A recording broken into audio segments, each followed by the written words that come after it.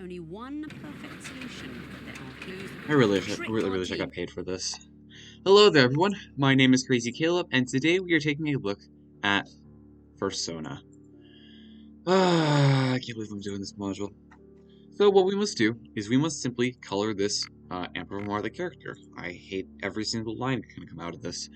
So what we must do first is identify the eye color, and what we must do is use this table below, based off of the species that we're looking at, and the and we will assign its color for the eye color. We'll later figure out the other colors as they are pretty easy to determine afterwards. I have no idea what the fuck this creature is, so don't mind me if I upload the log, as some of these things are weird as shit. So, I'm not getting that in my search history. I'm gonna be real. I do not want to search up what a manokit is, or a protogen. Don't need to know that. This is a skull dog, apparently. So, let's go with that. So now what we must do is, using the creature species below in the table below, identify the column with the greatest number. So each of these values are encoded with some sort of edgework condition that we must determine.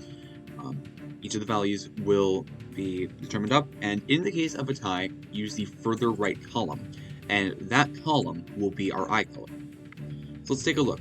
So the first case is SN, which SN stands for the number of numbers in the serial number, which in this case we have 3. Next up, S3, which is the third serial number character. The third and the sixth serial number character will always be numbers unless you're using modded widgets, which I highly recommend you don't use. So S3 is going to be a 7 in this case. B, which is the number of batteries, which we have 0. MC is the number of modules on the bomb. That'll be 1, because it's the only one we have. S6 is going to be the 6th character of the serial number, which is a 6. And lastly, battery holders. We said there was no batteries, so there will be 0 battery holders. So in this case, the number with the greatest number is going to be the second column, which means green will be its eye color. So next up, for the other colors, the creature's head color is always complementary to its eye color. The other 4 colors are assigned to the other 4 regions, but the order doesn't matter. So we're actually only figuring out 2 colors, and essentially just giving the other 4 to the other regions. It doesn't matter what else you do, just so long as you get the eye color and the head color right. So, how do we determine whether it's complementary to its eye color? How do we determine that complementary thing? So, essentially in this manual, red is complementary to cyan, green is complementary to magenta, and blue is complementary to a yellow. And in this case, it's always 3 to the right, or in this case, 3 back to the left, respectively. It's always the one that's opposite RGB in this case. So in this case, we have green as our eye color, so our head color will be magenta, as it is complementary to it. So now what we will do is we will use these sliders to essentially input RGB sequences.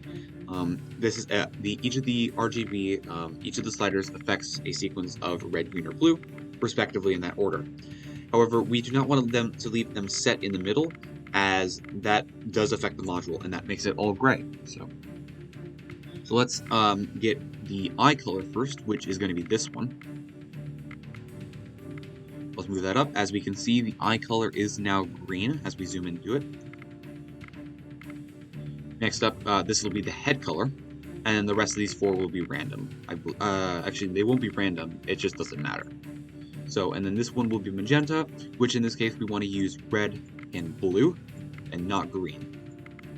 And if you need help with breaking apart these modules, we can use the Simon Says manual, which has this little, that's states.